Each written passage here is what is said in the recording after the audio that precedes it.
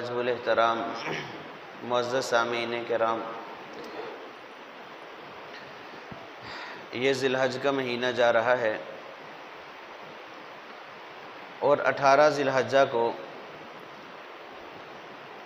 امیر المؤمنین حضرت عثمان غنی رضی اللہ تعالیٰ عنہ خلیفہ سوم ان کی المناک شہادت کا دن ہے، اور یہ مظلوم مدینہ تھے، یعنی ان کو ظلماً شہید کیا گیا۔ آج کے خطبے کا عنوان وہ شہادت عثمان ہے کہ حضرت عثمان غنی رضی اللہ تعالیٰ عنہ کو کس ظلم کے ساتھ بلوائیوں نے، منافقین نے شہید کیا۔ اور یہ حضرت عثمان غنی رضی اللہ تعالیٰ عنہ بڑی عظیم شخصیت ہیں، اللہ رب العزت نے ان کو بہت زیادہ مقام و مرتبے سے نوازا، اور آپ صلی اللہ علیہ وآلہ وسلم نے بھی اپنے فرامین میں سے سب سے بڑی خوشخبری تو یہ کہ اللہ کے نبی صلی اللہ علیہ وسلم نے ان کو عشرہ مبشرہ میں شامل فرمایا، یعنی عشرہ مبشرہ وہ 10 صحابہ جن کو ایک ہی مجلس میں اللہ کے نبی نے جنت کی بشارت دی تھی۔ آپ صلی اللہ علیہ وآلہ وسلم نے فرمایا ابو بکر فی الجنہ، عثمان فی الجنہ، ابو بکر فی الجنہ، عمر فی الجنہ، عثمان فی الجنہ، علی فی الجنہ، طلحہ فی الجنہ، زبیر فی الجنہ، عبد الرحمن بن عوف فی الجنہ، ابو عبیدہ بن جراح فی الجنہ، سعید بن زید فی الجنہ، سعد بن ابی وقاص فی الجنہ۔ یہ 10 خوش نصیب صحابی ہیں جن کو ایک ہی مجلس میں جنت کی بشارت دی گئی۔ پھر آپ صلی اللہ علیہ وسلم نے مختلف مقامات پر سیدنا عثمان غنی رضی اللہ تعالیٰ عنہ کو جنت کی بشارت دی، اور یہ واحد صحابی ہیں، 1.25 لاکھ انبیاء میں کوئی کسی نبی کا ایسا صحابی نہیں ہے کہ جس صحابی کے گھر میں نبی کی 2 بیٹیاں ہوں۔ حضرت عثمان رضی اللہ تعالیٰ عنہ اللہ کے نبی صلی اللہ علیہ وسلم کے دوہرے داماد تھے۔ حضرت رقیہ اور حضرت ام کلثوم رضی اللہ عنہما دونوں صاحبزادیاں حضرت عثمان غنی رضی اللہ تعالیٰ عنہ کے نکاح میں تھی۔ حضرت رقیہ پہلے نکاح میں پہلے نمبر پر جب ان کا انتقال ہو گیا، عثمان غنی رضی اللہ تعالیٰ عنہ بہت زیادہ مغموم تھے، پریشان تھے، تو آپ صلی اللہ علیہ وسلم نے اپنی دوسری بیٹی حضرت ام کلثوم کا نکاح بھی حضرت عثمان غنی رضی اللہ تعالیٰ عنہ سے کیا۔ پھر اللہ کا کرنا ایسا ہوا ان کا بھی انتقال ہو گیا، اور حضرت عثمان غنی رضی اللہ تعالیٰ عنہ بہت آبدیدہ تھے، پریشان تھے۔ حضرت عمر رضی اللہ تعالیٰ نے پوچھا کہ کیا معاملہ ہے؟ فرمانے لگے کہ اللہ کے نبی کے گھرانے کے ساتھ میری ایک نسبت تھی، آج وہ نسبت ختم ہو چکی ہے۔ تو آپ صلی اللہ علیہ وسلم نے بھی جب دیکھا حضرت عثمان غنی رضی اللہ عنہ کے غم کو، فرمایا کہ اگر میری 40 بیٹیاں ہوتی تو میں یکے بعد دیگر عثمان کے نکاح میں دے دیتا۔ یہ ایسا ٹائٹل ہے جو 1.25 لاکھ صحابہ میں کسی کو نصیب نہیں ہوا، وہ واحد حضرت عثمان غنی رضی اللہ تعالیٰ عنہ ہیں جن کو اللہ کے نبی نے یہ فرمایا۔ پھر حضرت عثمان غنی رضی اللہ تعالیٰ عنہ ہر زاویے سے دین میں رنگے ہوئے تھے، جب اسلام کو قبول کر لیا ہر قسم کی اذیتوں کو برداشت کیا، اس کے باوجود دین پر استقامت کے ساتھ جمے رہے، عبادات میں بہت زیادہ منہمک رہتے تھے، بڑی لمبی لمبی رکھتے نماز پڑھتے۔ ان کے بارے میں آتا ہے رات کو عشاء کے بعد فارغ ہوگا نفل کی نیت باندھتے اور 1 رکعت میں پورا قرآن ختم کر دیتے تھے۔ ایسی عبادت کا ان کو شوق تھا، جذبہ تھا کہ 1 رکعت میں پورا قرآن ختم کر دیتے تھے۔ پھر اسی طرح بے شمار روزے رکھتے تھے، اکثر روزے سے رہتے تھے، اور جب شہید ہوئے تب بھی روزے کی حالت میں ان کو اللہ نے شہادت کا مقام عطا فرمایا۔ حضرت عثمان غنی رضی اللہ عنہ کا آخرت کا فکر جب دیکھتے ہیں تو آخرت کا غم بھی بہت ان پر طاری ہوتا تھا، حالانکہ جنت کی بشارت مل چکی ہے، لیکن اس کے باوجود جب قبر کا تذکرہ ہوتا تو آبدیدہ ہو جاتے، ہچکیاں لگ جاتی، اتنا روتے، داڑھی مبارک آنسوؤں سے تر ہو جاتی۔ کسی نے پوچھا کہ کیا معاملہ ہے؟ آخرت کا تذکرہ ہوتا ہے، پل صراط کا، میزان کا آپ کے سامنے تذکرہ ہوتا ہے، آپ اتنا نہیں روتے، قبر کے تذکرے سے اتنا زیادہ کیوں روتے؟ تو فرمانے لگے بھائی یہ جو قبر ہے آخرت کی منزلوں میں سے پہلی منزل ہے، جو یہاں کامیاب ہو گیا وہ آخرت کی تمام منزلوں میں کامیاب رہے گا، اور جو یہاں ناکام ہو گیا یہ پہلی منزل ہے، وہ آخرت کی تمام منزلوں میں ناکام رہے گا۔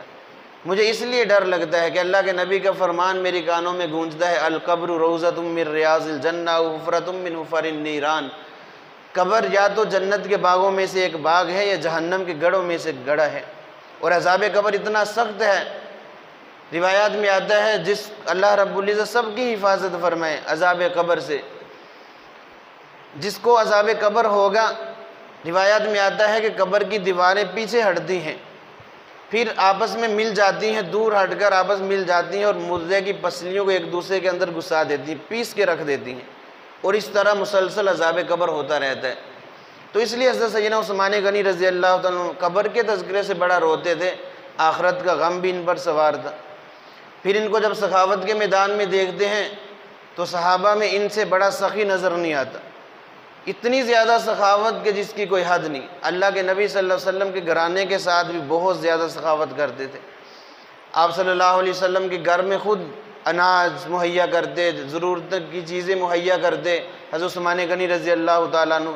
آپ صلی اللہ علیہ وسلم کے 11 بیویاں تھیں، 2 کا انتقال ہو گیا، 9 بیویاں تھیں، اور ان کے اخراجات کو اٹھانے والے صحابہ میں سے حضرت عثمان غنی رضی اللہ تعالیٰ عنہ بھی تھے، وہ بھی اخراجات اٹھاتے تھے، اور ان کا معمول تھا کہ ہر جمعے والے دن ایک غلام کو آزاد کرتے اللہ کے نام پر۔ اگر کسی جمعہ رہ جاتا تو اگلے جمعے 2 غلاموں کو آزاد کرتے اللہ کے نام پر۔ پھر اتنی زیادہ سخاوت، ایک مرتبہ ان کا شام سے تجارتی قافلہ آیا، وہ قافلہ اونٹ تھے اور گلے سے لدے ہوئے تھے، مدینے کے تاجر اکٹھے ہو گئے اور کہنے لگے عثمان 1 روپے کی جو چیز ہے ہم 2 میں خریدتے ہیں۔ وہ کہنے لگے نہیں، اس سے بھی زیادہ ریٹ لگ چکا ہے۔ اب دیکھیں کیسی سخاوت تھی، وہ کہنے لگے 1 کی چیز 2 میں خریدتے ہیں، کہنے لگے اس سے بھی زیادہ ریٹ لگ چکا ہے۔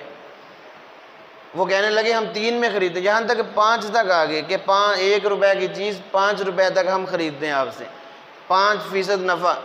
کہنے لگے اس سے بھی زیادہ ریٹ لگ چکا ہے۔ وہ حیران رہ گئے تاجر کہ ہم ہی مدینے کے تاجر ہیں، کون اتنا سخی ہے جو اس سے بڑھ کر ریٹ لگائے گا؟ فرمانے لگے میرے اللہ نے اس سے بھی بڑھ کے ریٹ لگایا، من جاء بالحسنۃ فلہ عشر امثالھا، 1 کے بدلے میں 10 گنا اللہ رب العزت نے عطا کرنے کا وعدہ کیا ہے۔ اور فرمایا کہ جاؤ، میں نے سارے کے سارے اونٹ، وہ غالباً 1000 اونٹوں کا قافلہ تھا، وہ سارے کے سارے اللہ کے نام پر تقسیم کر دیے، یہاں تک کہ کوئی ایک چیز بھی ان کے اپنے پاس نہیں رکھی، بوریاں تک وہ بھی صدقہ کر دی، فقراء میں اونٹ وہ بھی صدقہ کر دی، ہر چیز صدقہ کر دی کہ میرے اللہ نے مجھ سے وعدہ کیا ہے۔ اب یہ عالم تھا ان کی سخاوت کا۔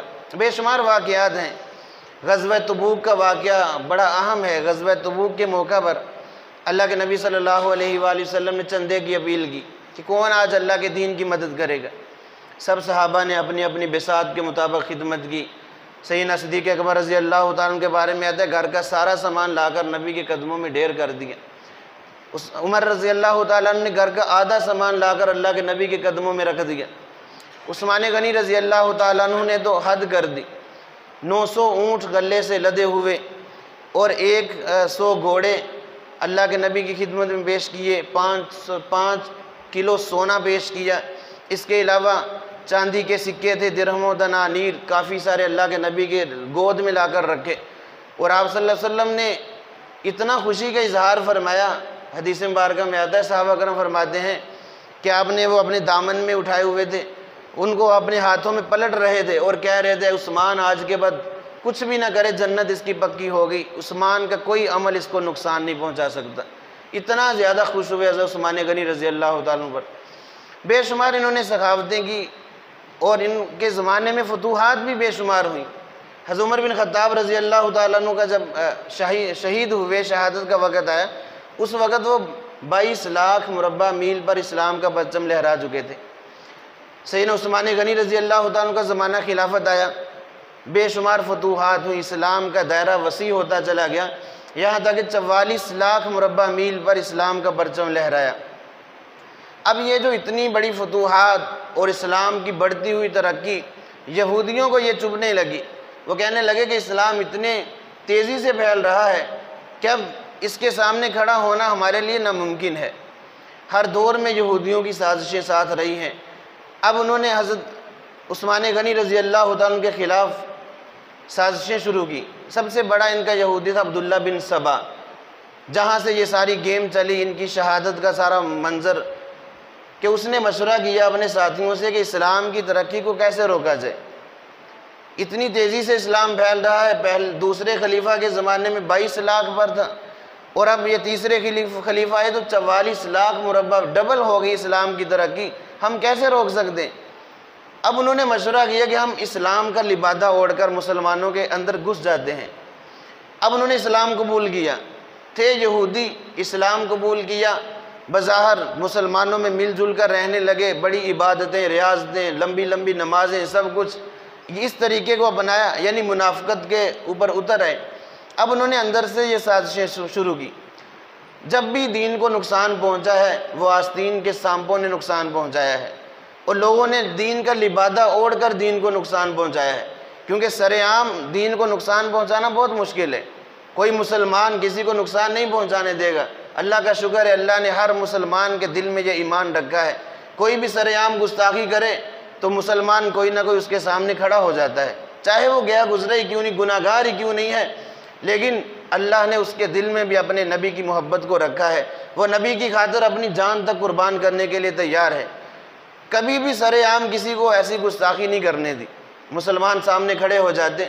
جب بھی نقصان پہنچا ہے اسلام کا لبادہ اوڑھ کر لوگوں نے نقصان پہنچایا ہے، اسلام کا نام لے کر، اسلام کا لبادہ اوڑھ کر، مسلمانوں کا حلیہ بنا کر مسلمانوں کے اندر گھسے اور مسلمانوں کو نقصان پہنچایا۔ اب یہ عبداللہ بن سبا جو یہودی تھا، مسلمانوں کا لبادہ اوڑھا، اپنی ایک ٹیم بنائی، انہوں نے تقریباً 900 افراد کا انہوں نے ایک قافلہ جمع کر لیا تھا، 900 افراد کا ایک گروہ جمع کر لیا تھا۔ اب انہوں نے حضرت عثمان غنی رضی اللہ عنہ کے خلاف سازشیں شروع کی۔ ایک مرتبہ ایسا ہوا، حضرت عثمان غنی رضی اللہ تعالی عنہ منبر پر جمعے کے لیے تشریف لائے، خطبہ ارشاد فرمانے کے لیے، وہ عصا جو نبی کریم صلی اللہ علیہ وسلم خطبے کے دوران پکڑا کرتے تھے وہ ان کے ہاتھ میں تھا، منبر پر کھڑے ہوئے خطبہ دینے کے لیے۔ اب ان کی پہلے میٹنگ تھی، مسجد کے کونوں میں دور دور افراد کو بٹھایا ہوا تھا کہ تم نے کھڑے ہو کر شور مچا دینا ہے، ہم نے آج عثمان غنی رضی اللہ عنہ کو خطبہ نہیں دینے دینا۔ جیسے خطبہ شروع کیا، ایک دو آدمی کھڑے ہو گئے کہ عثمان ہم آپ کو جمعہ نہیں پڑھانے دیں گے، آج آپ خطبہ نہیں دے سکتے۔ تو انہوں نے فرمایا، آہستہ آہستہ لوگ کھڑے ہونا شروع ہو گئے، شور مچا مسجد نبوی میں۔ عثمان غنی رضی اللہ عنہ فرمایا کہ ارے بھائی کیا ہو گیا تمہیں؟ مسجد نبوی میں تو اونچی آواز سے بولنا بھی جائز نہیں ہے، اللہ کے نبی کا روزہ مبارک ساتھ ہے، روزے پر تو بلند آواز سے ہم بول بھی نہیں سکتے، تم مسجد میں شور مچا رہے ہو۔ اب یہ جو دشمن تھے منافقین کے روپ میں، جو منافق تھے، ان میں سے ایک بدبخت آگے بڑھا، عثمان غنی رضی اللہ عنہ کے ہاتھ میں جو عصا تھا اس کو پکڑا اور اس کو توڑ دیا۔ حضرت عثمان غنی رضی اللہ عنہ کی چیخ نکلی، فرمانے لگے بدبخت، یہ وہ عصا ہے جو اللہ کے نبی صلی اللہ علیہ وسلم اپنے ہاتھ میں پکڑا کرتے تھے۔ پھر ان کے بعد ابوبکر صدیق رضی اللہ تعالیٰ عنہ، پھر عمر بن خطاب رضی اللہ تعالیٰ عنہ، اور اب یہ میرے ہاتھ میں تھا، تو نے اللہ کے نبی کی نشانی کو توڑ دیا، ختم کر دیا، اللہ تجھے برباد کرے۔ روایات میں آتا ہے اللہ رب العزت نے اس پر ایسی بیماری مسلط کی، اس نے اپنے گھٹنے پہ رکھ کے اس کو توڑا تھا، گھٹنے میں ایک بہت بڑا ناسور پھوڑا نکلا، جس کی سختی سے، تکلیف سے وہ تڑپ تڑپ کر اس کا خاتمہ ہوا، بعد میں وہ بھی بدبخت مر گیا۔ اب بعض لوگ آگے بڑھے، سیدنا عثمان غنی رضی اللہ عنہ کو منبر سے کھینچ کر نیچے انہوں نے اتارا اور مارنا شروع کر دیے، پتھر ان کے پاس تھے، سنگریزی پتھر برسانے لگے۔ حضرت عثمان غنی رضی اللہ عنہ صحابہ کرام مل کر بڑی مشکل سے ان کو گھر میں پہنچایا۔ حضرت علی رضی اللہ تعالیٰ نے بھی خطبہ ارشاد فرمایا کہ لوگوں کیا ہو گیا تمہیں، کس کو شہید کر رہے ہو، کس کو مارنے کی دھمکیاں دے رہے ہو، قتل کرنے کی دھمکیاں دے رہے ہو؟ یہ وہ عثمان ہے جس سے اللہ کے فرشتے بھی حیا کیا کرتے تھے، اللہ کے نبی بھی جس سے حیا کیا کرتے تھے، اور میں نے اپنے کانوں سے کئی مرتبہ سنا کہ اللہ کے نبی نے ان کو جنت کی بشارت دی ہوئی ہے۔ خیر یہ معاملہ چلا، سیدنا عثمان غنی رضی اللہ عنہ کو اپنے گھر میں معصور کر دیا گیا۔ اب یہ جو بلوائی تھے، جو منافقین، یہ ٹولہ تھا، ان کا گروہ تھا، باہر کھڑے ہیں، محاصرہ اتنا سخت، 40 دن تک یہ محاصرہ رہا عثمان غنی رضی اللہ عنہ کے گھر کا، اتنے ٹائٹ حالات ہو گئے۔ اب یہ 40 دن مسجد نبوی میں نہیں آ سکے، نماز پڑھنے کی ان کو اجازت نہیں تھی، معصور، نظر بند کر دیے گھر کے اندر، کھانے پینے کے اسباب سارے وہ بھی روک دیے، یہاں تک کہ پانی تک اندر نہیں جانے دیا۔ ابھی عثمان غنی رضی اللہ عنہ وہ صحابی ہیں کہ جنہوں نے خود کنویں کا انتظام کیا تھا۔ ایک مرتبہ حضرت عثمان غنی رضی اللہ عنہ اپنے گھر کی چھت پر تشریف لائے، سب لوگوں کو جمع کیا اور کہنے لگے لوگوں تم مجھے کیوں قتل کرنا چاہتے ہو؟ اسلام میں صرف 3 وجہ سے آدمی کو قتل کرنا جائز ہے۔ ایک تو یہ کہ اس نے کسی کو قتل کیا ہو، قصاصاً اس کو قتل کر دیا جائے۔ میں نے تو آج تک ایک کیڑی کو نہیں قتل کیا، کسی انسان کو کیسے قتل کرنا تھا؟ کس وجہ سے تم مجھے قتل کرنا چاہتے ہو؟ دوسرا، اگر شادی شدہ زنا کر لے تو اسلام کی سزا یہ ہے کہ اس کو سنگسار کر دیا جائے، یعنی پتھر مار مار کے اس کو قتل کر دیا جائے۔ میں نے زنا تو کیا، کبھی غیر محرم کی طرف نظر اٹھا کے میں نے نہیں دیکھا، تو تم مجھے کس وجہ سے قتل کرنا چاہتے ہو؟ تیسری وجہ یہ ہے کہ اگر کوئی آدمی اپنا دین بدل لے تو اسلام کہتے ہیں من بدل دینہ فاقتلوہ، جو دین بدل دے اس کو قتل کر دو، جو مرتد ہو جائے۔ میں تو تمہارے سامنے کلمہ پڑھتا ہوں لا الہ الا اللہ محمد الرسول اللہ، میں اسی کلمے پر قائم ہوں اور میں نے دین کو نہیں چھوڑا، پھر کس وجہ سے تم مجھے قتل کرنا چاہتے ہو؟ پھر فرمانے لگے اے لوگوں تمہیں یاد ہے مدینہ طیبہ میں میٹھے پانی کا کنواں نہیں تھا، پانی کی تنگی تھی، اور ایک کنواں یہودی کے پاس تھا جو میٹھے پانی کا کنواں تھا، اور وہ یہودی مسلمانوں کو بڑے مہنگے داموں وہ پانی فروخت کیا کرتا تھا۔ اللہ کے نبی صلی اللہ علیہ وسلم نے اعلان کیا تھا کون ہے جو اس کنویں کو خرید کر مسلمانوں کے لیے وقف کر دے، میں محمد اس کو جنت کی ضمانت دیتا ہوں۔ تو اے لوگوں تمہیں معلوم ہے وہ کنواں کس نے خریدا تھا؟ وہ عثمان غنی رضی اللہ تعالیٰ عنہ تھے، جنہوں نے وہ کنواں خرید کر مسلمانوں کے لیے وقف کر دیا تھا۔ آج اسی عثمان پر 40 دن گزر چکے، تم نے پانی بھی بند کر دیا، جس نے مسلمانوں کو پانی پلایا آج تم نے اس کا بھی پانی بند کر دیا۔ پھر فرمانے لگے تمہیں معلوم ہے کہ مسجد نبوی میں جگہ کم تھی، اللہ کے نبی صلی اللہ علیہ وسلم نے فرمایا تھا جو مسجد نبوی کی جگہ خرید کر مسجد نبوی کے لیے وقف کرے گا میں محمد اس کو جنت کی ضمانت دیتا ہوں۔ تو آپ کو معلوم ہے وہ جگہ میں نے خرید کر مسجد نبوی کی توسیع کی تھی، اللہ کے نبی نے مجھے جنت کی بشارت دی تھی۔ میں یہ تمام باتیں اس لیے نہیں کہہ رہا، اپنے فضائل نہیں بیان کر رہا، بلکہ میں تمہیں متنبہ کر رہا ہوں کس پر تم ہاتھ اٹھا رہے ہو، جس پر اللہ کے نبی بھی خوش گئے ہیں۔ غزوۃ الاسرہ میں غزوہ تبوک کے موقع پر کتنی زیادہ خدمت کی کہ اللہ کے نبی صلی اللہ علیہ وسلم نے اس وقت کیا فرمایا تھا کہ اے عثمان تیرا کوئی عمل تجھے نقصان نہیں پہنچا سکتا، تو اے لوگوں تمہیں کیا ہو گیا، کس وجہ سے مجھے قتل کرنا چاہتے ہو؟ حضرت عثمان غنی رضی اللہ تعالیٰ نے ایسا دردناک وہاں خطبہ ارشاد فرمایا۔ اب صحابہ بھی پیرے پر موجود ہیں، لیکن صحابہ ان کو روک کیوں نہیں رہے؟ حضرت علی رضی اللہ تعالیٰ عنہ نے اجازت مانگی کہ امیر المومنین آپ ایک اشارہ کریں کہ چند لوگوں کا یہ جو گروہ ہے ہم چٹکی میں ان کو ختم کر دیں، اب ہمیں اجازت دیں۔ تو عثمان غنی رضی اللہ عنہ نے فرمایا کہ اے علی آپ اگر میرا حکم مانتے ہیں، مجھے اپنا خلیفہ تسلیم کرتے ہیں تو صبر کے ساتھ جا کر اپنے گھر میں بیٹھ جاؤ۔ میں نہیں چاہتا کہ اللہ کے نبی کے حرم میں میری وجہ سے خون ریزی ہو، میں یہ نہیں چاہتا۔ اللہ نے جس کو محترم بنایا ہے میں اس سرزمین کو خون سے نہیں رنگنا چاہتا، یہ میری جان کے دشمن ہے، میں اپنی جان تو قربان کر دوں گا لیکن اپنے نبی کے شہر میں خون ریزی کو پسند نہیں کروں گا۔ پھر انہوں نے عرض کیا اے امیر المومنین آپ یہاں سے چھوڑ کر مکہ میں چلے جائیں، وہاں لوگ کچھ نہیں کہیں گے۔ وہ فرمانے لگے میں اللہ کے نبی کا علاقہ نہیں چھوڑ سکتا۔ فرمایا شام میں چلے جائیں، وہ بھی پیشکش ٹھکرا دی کہ میں بس یہی رہنا چاہتا ہوں۔ اللہ کے نبی صلی اللہ علیہ وسلم نے مجھے ایک مرتبہ فرمایا تھا کہ اے عثمان اللہ رب العزت تمہیں خلافت کا جوڑا پہنائیں گے اور لوگ تم سے وہ چھیننے کی کوشش کریں گے لیکن کبھی نہ اتارنا، اپنی جان تو قربان کر دینا لیکن خلافت کو نہ چھوڑنا۔ اب یہ لوگ مجھ سے مطالبہ کریں کہ خلافت کو چھوڑ کر سائڈ پہ ہو جائیں، میں کیسے اللہ کے نبی کے حکم کی خلاف ورزی کر سکتا ہوں؟ میں یہ خلافت نہیں چھوڑوں گا، اپنی جان کی قربانی دے دوں گا۔ تو حضرت علی رضی اللہ تعالیٰ نے اپنے شہزادوں سے فرمایا کہ دروازے پر پہرا دو، چونکہ حکم نہیں تھا قتال کا، وگرنہ ان کی کیا مجال تھی حضرت علی شیر خدا جیسے آدمی کے سامنے ٹھہر سکتے۔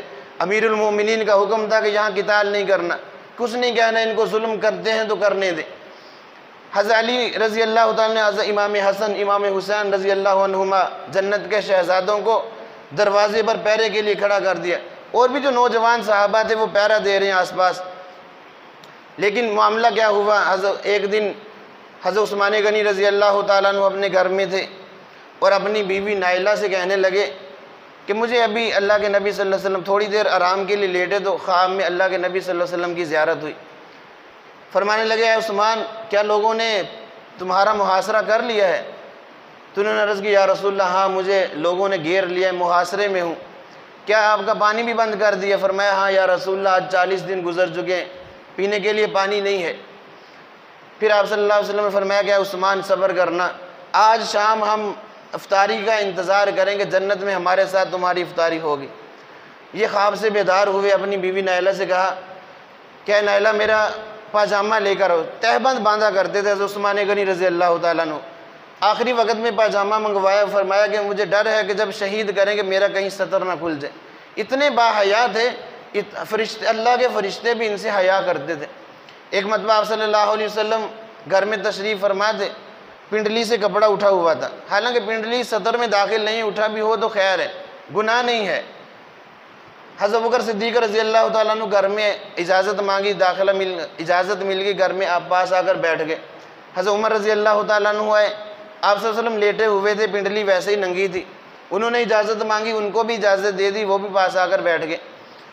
حضرت عثمان غنی رضی اللہ تعالیٰ عنہ جب آئے تو آپ صلی اللہ علیہ وسلم انہوں نے اجازت مانگی تو آپ صلی اللہ علیہ وسلم اٹھ کر بیٹھ گئے اور اپنی پنڈلی کو ڈھانپ لیا، تہبند کو نیچے کر لیا، پھر کہا کہ عثمان آ جاؤ۔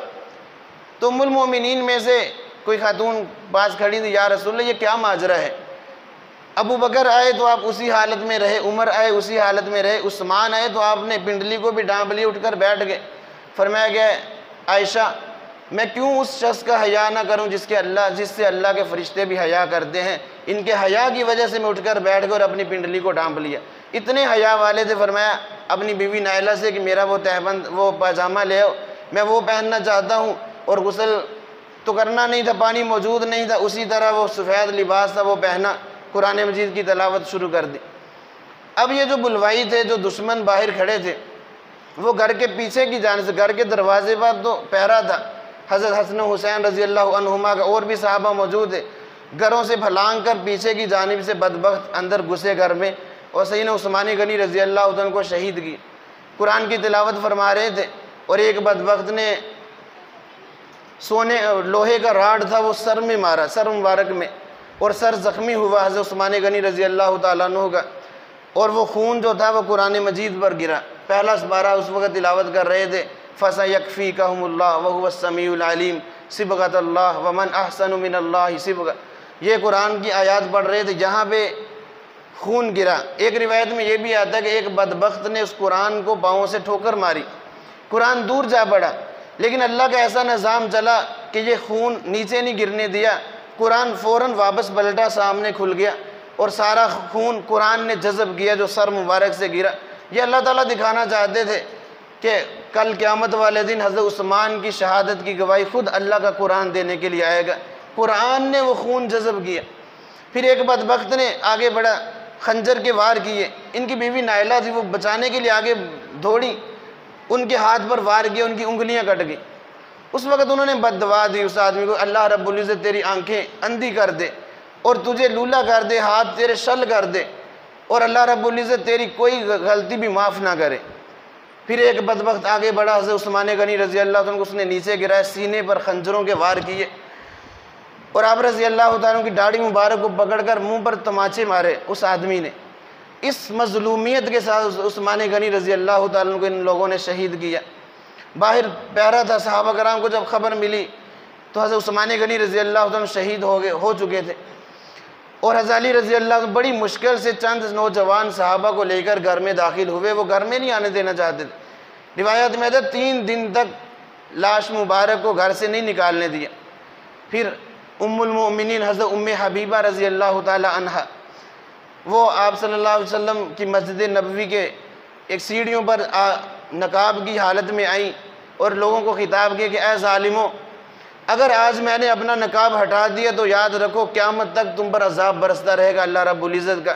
میں نبی کے حرم میں سے ہوں، نبی کی بیوی ہوں، اگر آج میں بے نقاب ہوگی، میں خود گئی ان کو اٹھانے کے لیے جانے کے لیے، تو تم دنیا اور آخرت میں برباد ہو جاؤ گے۔